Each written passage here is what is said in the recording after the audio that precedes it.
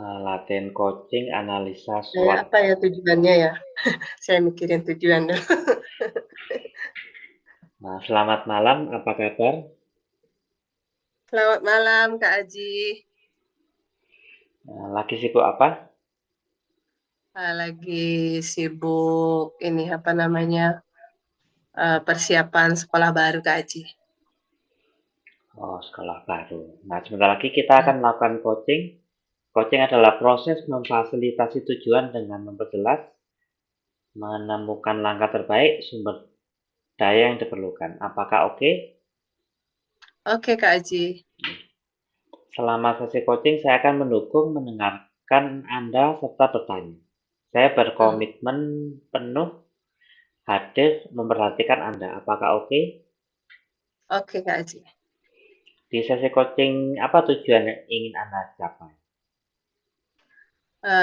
Di sesi coaching ini tujuannya adalah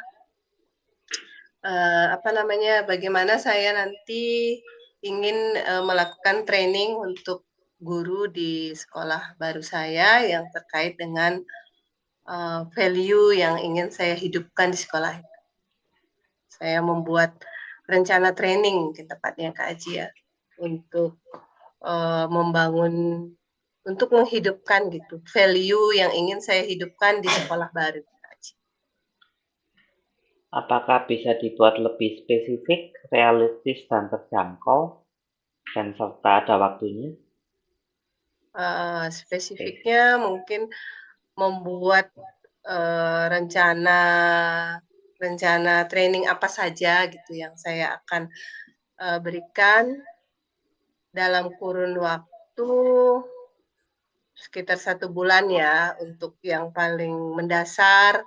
Jadi baik dari yang saya rencanakan value di dalam sekolah saya itu kan eh, apa namanya guru menggunakan pendekatan coaching, kemudian juga pendekatan komunikasi welas asih atau non-violent communication, menggunakan pendekatan Montessori, kemudian juga menggunakan pendekatan hidup berkelanjutan. Mungkin itu yang saya akan apa saya buat rencana gitu ya, seperti apa ya nanti training yang akan saya siapkan untuk guru baru saya itu. Gitu Kak Aji. Kemudian kondisi saat ini seperti apa? Kondisi saat ini saya belum menyiapkan rencana secara detail ya. Memang saya sudah menyiapkan visi yang akan atau goal apa value yang harus hidup di dalam guru maupun stakeholder yang nanti ada di yayasan itu gitu. Tapi saya belum merancang aktivitasnya secara detail. Misalnya saya mulai dari training apa saja dulu, kemudian durasinya berapa lama, misalnya per minggu, 2 jam per minggu kah, atau seperti apa trainingnya itu yang saya belum belum buat ya Kak Haji ya. Kemudian apa penyebabnya belum membuat training secara spesifik itu? Belum membuat karena aktivitas saya terlalu full ya Kak Haji dari pagi sampai sore gitu ini. Bersyukur ada libur Lebaran yang tiba-tiba saya dapat libur yang saya bayangkan hanya 2 hari, sekarang jadi dapat 1 minggu lebih gitu ya, 1 minggu. Jadi itu yang membuat saya oh segera ini harus karena sudah tinggal 2 bulan lagi udah tahun ajaran baru ini untuk sekolah baru gitu. Saya belum menyiapkan training untuk guru-guru baru saya. Itu Kak Haji. Kemudian apa yang diharapkan setelah dapat menyiapkan training secara spesifik? Setelah yang saya harapkan itu nanti saya bisa apa ya mentraining guru-guru saya sehingga value yang saya ingin atau visi yang saya ingin apa namanya wujudkan di sekolah itu tuh ada tertanam gitu seperti chip di guru saya. Jadi sama untuk setiap guru itu punya value yang basic, yang dasar, yang menjadi identitas daripada sekolah saya. Itu yang saya bayangkan, Kak Aji. Langkah apa yang diperlukan agar bisa lebih spesifik trainingnya itu? Langkah yang saya perlukan mungkin saya mengurutkan dulu ya, mana yang duluan gitu, apakah, ini apa namanya, coaching-nya dulu mungkin ataukah, non-violent communication-nya yang saya dahulukan gitu. Jadi saya membuat urut-urutan trainingnya, setelah itu dalam waktu 1 bulan ini saya akan kayak kasih pembekalan singkat, saya bayangannya sih 2 jam gitu ya, 2 jam basic untuk, misalnya non-violent communication minggu ini, minggu depannya basic untuk coaching, itu pengenalan aja dulu, nanti setelah itu, setelah sekolah itu berdiri, maka saya akan bikin training secara rutin untuk guru-guru saya dan stakeholder yang ada di sekolah untuk menghidupkan terus-menerus. Bahkan mungkin saya membayangkan nanti mengirim guru-guru saya itu di GCIE gitu ya, untuk memperdalam skill coaching-nya. Demikian Kak Aji. Dan sumber daya apa yang diperlukan agar Sumber trainingnya itu lebih daya sukses? Sumber daya dari dalam diri saya tentu komitmen, kemudian kemampuan saya untuk mengatur diri ya, untuk, mengatur diri dalam sehari atau 2 hari untuk menyiapkan training itu, kemudian juga sumber daya dari luar, tentu calon guru baru ini, saya juga perlu diskusi sama dia seperti apa ya, tujuannya dia gitu. Kalau saya perlihatkan visi-visi ini, tujuan dia seperti apa atau apa yang bisa dikontribusikan sehingga saya juga tahu seberapa apakah dia sudah punya basic misalnya atau kebutuhan dia seperti apa, seperti itu Kak Aji. Dan dampaknya apa apabila trainingnya itu sukses?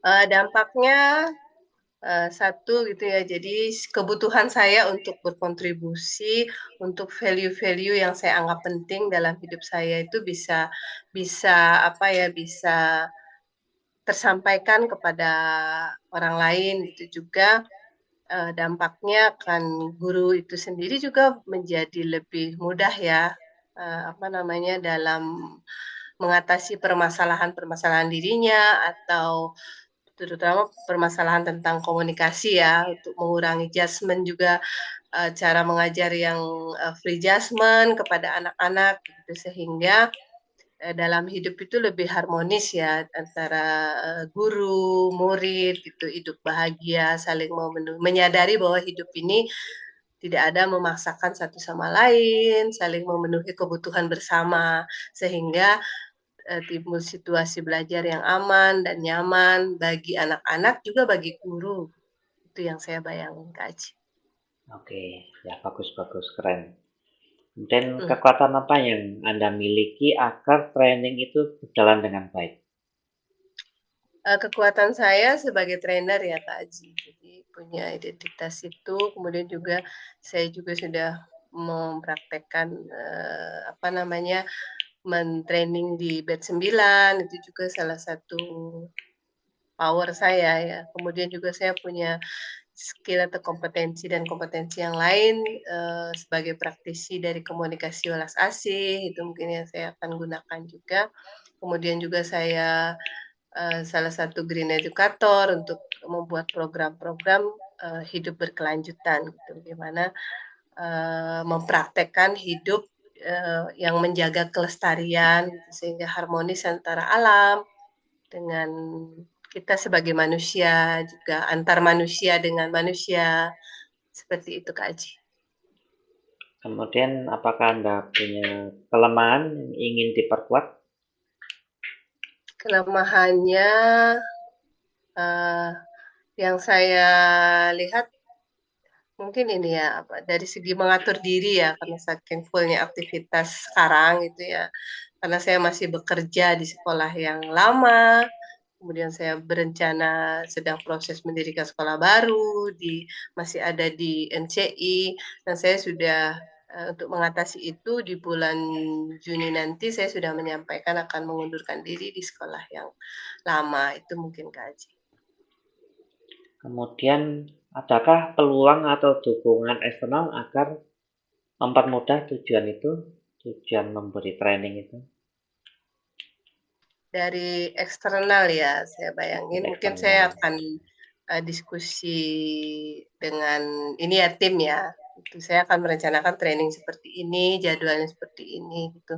Apakah ada masukan mungkin hal-hal yang juga merupakan value mereka yang ingin dimasukkan dalam training itu, melihat kebutuhan-kebutuhan untuk kontribusi sehingga tercover ya secara secara merata, tidak hanya value yang saya ingin tanamkan, tapi di teman juga yang tim itu ingin menanamkan apa ya di guru-guru dan anak-anak. Mungkin demikian Kak Aji. Kemudian apa tantangan yang mungkin terjadi? Tantangan eksternal yang mungkin terjadi?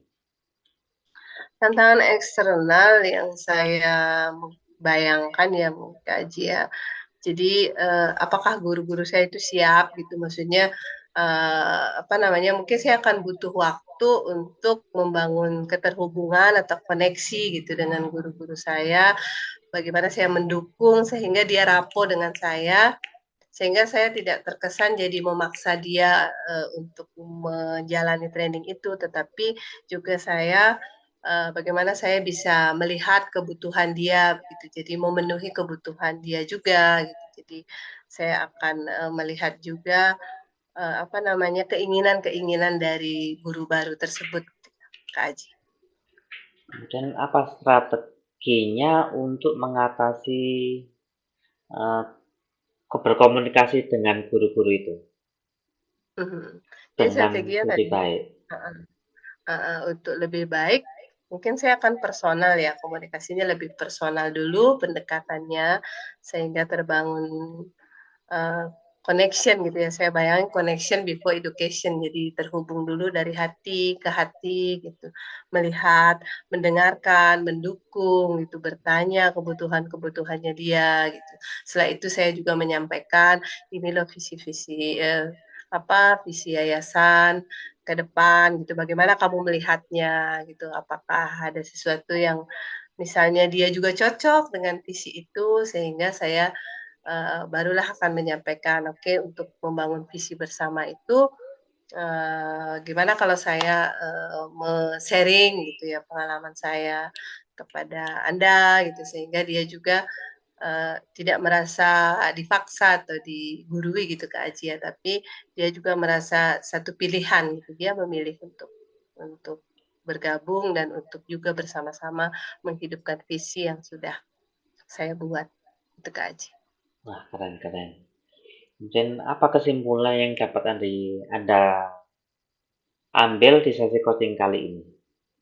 Wow, terima kasih banyak Kak Aji ya dengan pertanyaan-pertanyaan Kak Aji jadi membuat saya lebih terbayang ya dan lebih jelas urutan-urutan apa yang akan saya lakukan, terus bagaimana saya juga menyusun rencana dan bagaimana juga saya mengatasi kalau ada kendala-kendala dari eksternal yang mungkin terjadi, terutama yang saya bayangkan adalah masalah komunikasi gitu ya, sehingga komunikasi itu tidak berjalan satu arah gitu ya, tapi dua arah. Jadi kebutuhan saya terpenuhi, tapi kebutuhan calon guru saya juga terpenuhi. Begitu. Jadi keadilan, begitu Kak Aji.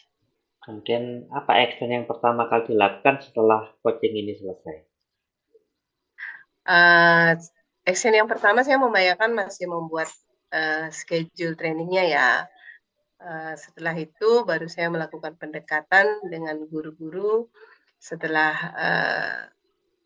terhubung gitu ya, terkoneksi, sudah merasa aman dan nyaman, sudah tahu, sudah mendengar keinginan-keinginannya, barulah saya akan menyampaikan rencana training yang akan saya lakukan. Bahkan saya memberikan kesempatan yang saya bayangkan kepada guru saya itu untuk memilih dia mau mulai dari mana nyamannya.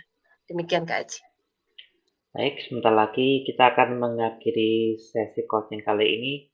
Semoga bermanfaat. Sampai jumpa di sesi coaching berikutnya. Terima kasih Kak Aji. Terima kasih, Sampai jumpa di Coach sesi Gun. berikutnya.